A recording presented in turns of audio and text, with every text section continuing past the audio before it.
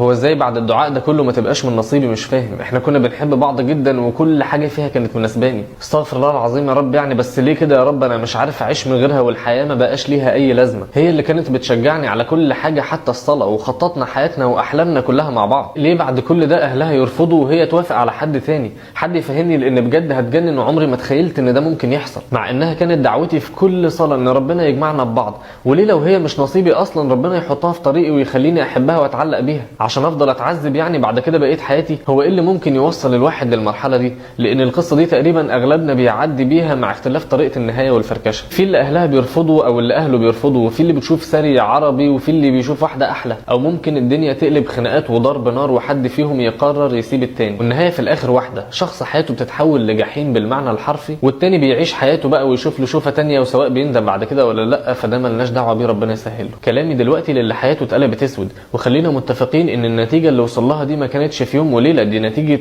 شهور، ده اذا ما كانش سنين. نظره في الثانيه في الثالثه عجبتك وانت كمان عجبتها، فحسيتوا انكم محتاجين بعض. غريزه وفطره ان الراجل والست يتشدوا لبعض ويحسوا ان بينهم حاجه مختلفه مش بين اي اتنين تانيين. كلام واستلطاف، هزار وضحك، عط وبط. ومع اختلاف المرحله الاخيره بقى اللي كل اتنين بيقرروا بمزاجهم يكون شكلها عامل ازاي، وبعيدا طبعا عن اللي ما يعرفوش يعني ايه المرحله الاخيره والشقه مفتوحه على البحري. المهم هي كلها شقلبه في ملعب مش بتاعها، بس المبدا واحد. ربنا امرني ان انا اغض بصري بس انا ما غضتش، فامرني ان لو واحده عجبتني في طريق محدد امشي فيه خطوات، بيبدا من عند اهلها مش بينتهي بيهم، بس انا برضو ما مشيتش، وجاي بعد كده اقول ليه كده يا رب؟ ربنا حطني في اختبار بسيط جدا كان ممكن اعدي منه بكل سهوله بس لو غضيت بصري، بس انا اللي بعدت وقررت امشي في طريق بمعرفتي، ودلوقتي بتفرج بس على معرفتي بتودي لحد فين. واضح انها بتودي في حته ما فيهاش حاجه واقعيه خالص، حته بتخليك تحب واحده من ضحكتها ودمها الخفيف، تحبها في خروجه سينما او عشاء، تحب شكلها ولبسها الشيك جدا اللي بتخرج بيه، حاجات فعلا ظاهرها كلها حلو بس اللي بيتبني عليها بعد كده هو اللي بلح. لما تبدا تتخيل ان دي على طول هيبقى دمها خفيف في البيت، بتصحى من النوم تقول نكت،